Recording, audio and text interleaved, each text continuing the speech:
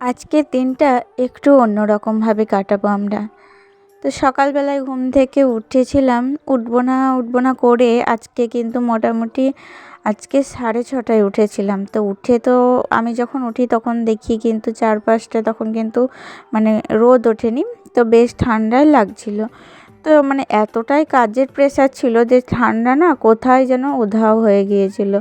তো যাই হোক মানে সকাল সকাল উঠে মানে একেবারে নিচের রুমটা পুরো পরিষ্কার করে নিয়েছিলাম, আর সমস্ত মানে বাসন কোসন সমস্তটা কিন্তু পরিষ্কার পরিচ্ছন্ন করে তারপর একটু মানে গরম জল করে স্নান সেরে নিয়েছি। তো তারপরে দেখো নতুন একটা নাইটি আর নতুন একটা হাইনেক পরে এখন আমি চলে এসেছি উপরে। কারণ বুঝতেই পারছো হয়তো, কারণ তো আমাদের আজকে লক্ষ্মী পুজো, তাই সকাল সকাল কিন্তু ঠাকুরের জন্য ভোগ রান্না করব আমি। তো সেই কারণেই এখন দেখো মা অন্নপূর্ণাকে স্মরণ করে মা অন্নপূর্ণাকে মা লক্ষ্মীকে ডেকে আমি কিন্তু একটু ধূপ ধুনো সমস্তটা দেখিয়ে নেব, তারপর রান্নাটা বসাবো। আর এখন আমি রান্না বসাচ্ছি, এখন কিন্তু চারপাশে বেশ রোদ করেছে আর আমার মাথার চুল কিন্তু পুরো ভিজে। তো ভিজে অবস্থায় চুলটাকে তো খুলে রাখতে পারছি না, তো দেখতেই পাচ্ছ গুটিয়ে নেওয়া আছে।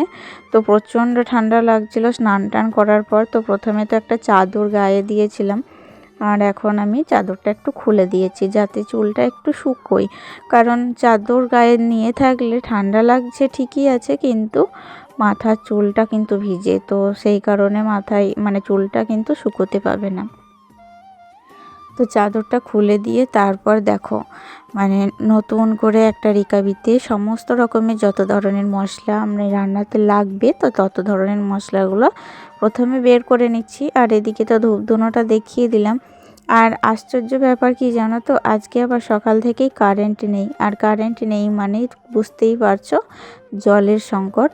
তো মানে পুজো পার্বণ এরকম দিনে যদি এরকম একটা পরিস্থিতি দাঁড়ায় তাহলে কিভাবে আমরা সমস্ত কাজগুলো কমপ্লিট করব বলো তো। তো যাই হোক বেশ খানিকক্ষণ কারেন্ট ছিল না, মোটামুটি ওই কারেন্ট এসেছিলো তখন ওই 11টা মতো। তো যাই হোক ততক্ষণে তো আমি ভাজাভুজিগুলো সব চাপিয়ে দিয়েছিলাম, কালকে রাত্রে সমস্তটা কেটে রেখেছিলাম, তোমরা দেখেছো। আর এখন কিন্তু আমি দুটো ওভেনই কিন্তু কাজে লাগিয়ে দিয়েছি, তো চটজলদি রান্নাটা যাতে সেরে ফেলতে পারি। আসলে একটু তাড়াহুড়ো আছে, কারণ কি বলো তো বাড়িতে অতিথি আসবে, অতিথি এলে তাকেও তো খেতে দিতে হবে সময় মতো। তো সেই কারণে ভোগটা যাতে তাড়াতাড়ি কমপ্লিট করতে পারি, আর সেই ভোগ ঠাকুরের পায়ে নিবেদন করে তারপর কিন্তু আমরা সকলে খাওয়া দাওয়া করব। আর যেহেতু আমি ভোগ রান্না করছি তাই তো সকাল থেকে আজকে আমি উপোসে আছি, শুধু চা খাওয়া হয়েছে আর কি। তো যাই হোক এদিকে দেখো বেগুনটা ভাজাটা কমপ্লিট, আর ওদিকে কিন্তু সিমটাও ভেজে নিয়েছিলাম। আর ওই যে ফুলকপিটা কষে তারপরে কুকারে ওই যে ভরে দিয়েছি। আর এখন কিন্তু আমি এইখানে বসাবো শাক। তো আজকে আমি ভাবছি পালং শাকটা না কড়াইয়ে নেড়ে করব। তো মা লক্ষ্মীর শাক একটু যদি টেস্ট হয়, এমনিতে তো সমস্তটাই নিরামিষে করছি, তো একটু ভালোভাবে রান্নার চেষ্টা করব। তো জানো তো কি হয়, মা লক্ষ্মীর এটাই কিন্তু কৃপা। তো অন্যান্য সময় রান্না যখন করি তখন কিন্তু আমি মানে চেক করতে করতে রান্না করি, তো এটা তো ঠাকুরের ভোগ, তো এটা তো ঠাকুরকে না দিয়ে আমরা চেক করতে পারবো না। তো না দিয়ে মানে কী রকম পজিশানে নুন হবে, কী রকম ঝাল, এত সুন্দর মানে হয়েছিল। তো যাই হোক কীভাবে জানি না সমস্তটা এত সুন্দরভাবে হয়ে যায়, যখনই এরকম ঠাকুরের রান্না করি কিভাবে সব কিছু হয়ে যায় আমি নিজেও বুঝতে পারি না যেন। তো মনে হয় এটা যা মা লক্ষ্মীরই বা মা অন্নপূর্ণারই মহিমা। তো দেখো এদিকে তো শাকটা কড়াইয়ে দিয়ে দিয়েছি, আর পাশে ওদিকে আলু ভাজা হচ্ছে। তো 5 রকমের ভাজা শাক কত রান্না বান্না, আজকে কিন্তু পৌষ মাসের লক্ষ্মী পুজোয় আমাদের 5 রকম ভাজা শাক, এদিকে ফুলকপি আলুর তরকারি হবে, ডাল হবে, তো বিভিন্ন রকমের পদ আর কি। তো আজকে আমরা অন্নের ভোগ মা লক্ষ্মীকে দিই। তো তাছাড়া তো বিভিন্ন রকমের ফল মূল নৈবেদ্য, তো মলিদা সব কিছু মানে সিন্নি আর কি যেটা বলি। তো লক্ষ্মী নারায়ণ একসাথে আমাদের পুজো হয়। তো প্রথমে নারায়ণের পাঠ পেতে নারায়ণের পুজো হয়, তারপর কিন্তু আমাদের লক্ষ্মী পুজো হয়।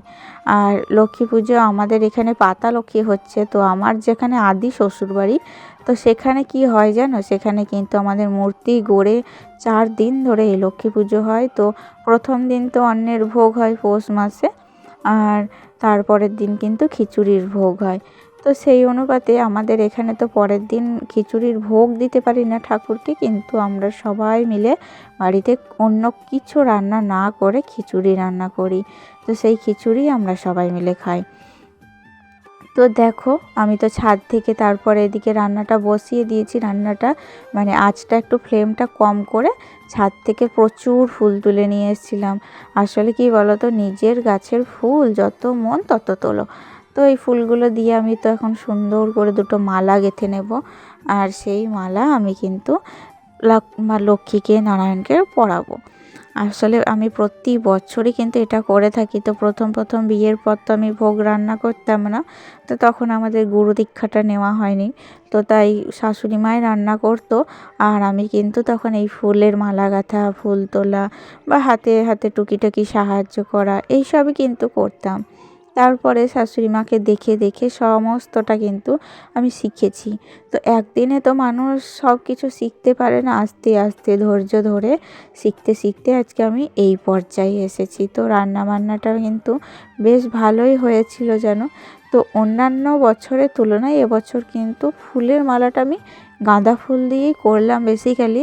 অন্যান্য বছর অন্যান্য ফুলগুলো দিয়ে করি, চন্দ্রমল্লিকা, গোলাপ, এই সমস্ত ফুল দিয়ে মালাটা গাঁথি। এই বছর দেখলাম যে না, ওই সব ফুলগুলো তুলতে কিন্তু ভীষণ মায়া লাগছিল। তো মনে হচ্ছিল যে এই গাঁদা ফুল এত মোটা মোটা ফুটেছে, তো গাঁদা ফুলের মালাটাই কিন্তু বেশি ভালো লাগবে। তো এটাই মনে হলো, যখন যা মনে হয় তখন সেটাই করি আর কি। তো তারপরে দেখো এই যে দুটো মালা গাঁথা কমপ্লিট।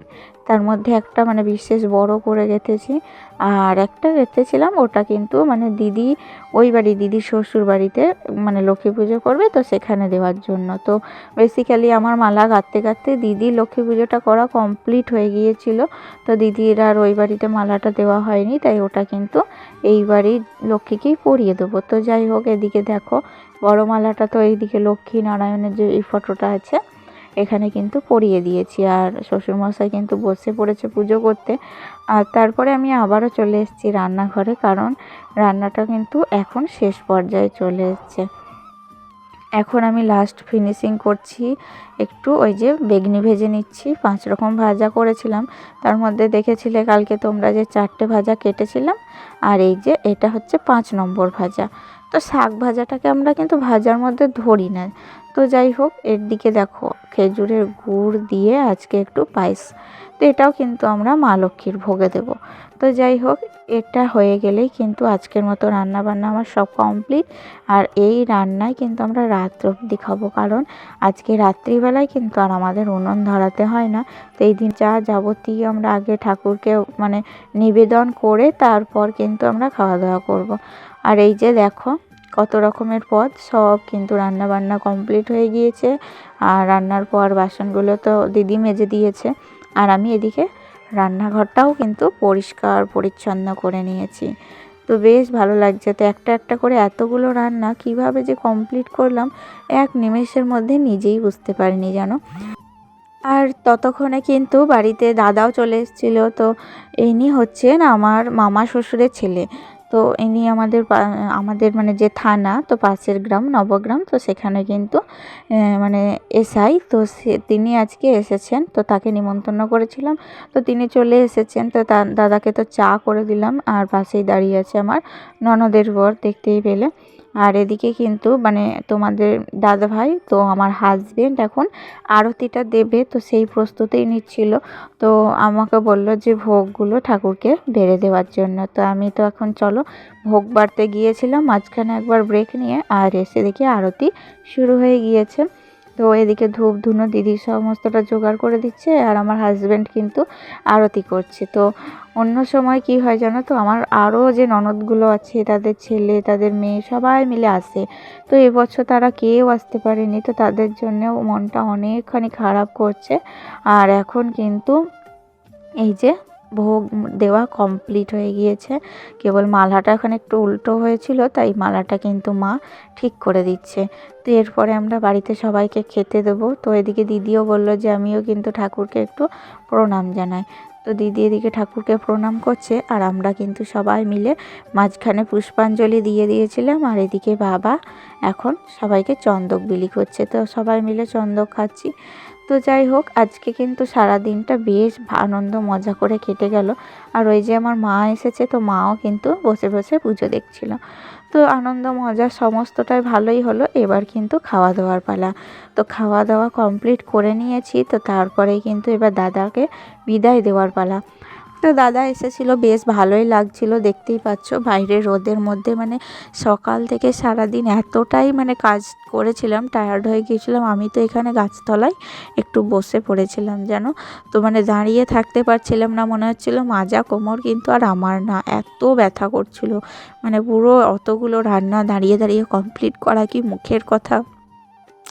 তো যাই হোক, এখন তো দাদা চলে যাচ্ছে, তো আবারও আসতে বলছিলাম আর কি আমরা সবাই মিলে। তো কালকে ওই যে খিচুড়ি হবে বললাম, তো পাশেও একটু মেলারও আছে, মেলা অনুষ্ঠান, তো তার জন্য আসার জন্য বলছিলাম। তো দাদা বলল যে আচ্ছা ঠিক আছে, আমি ভেবে দেখব।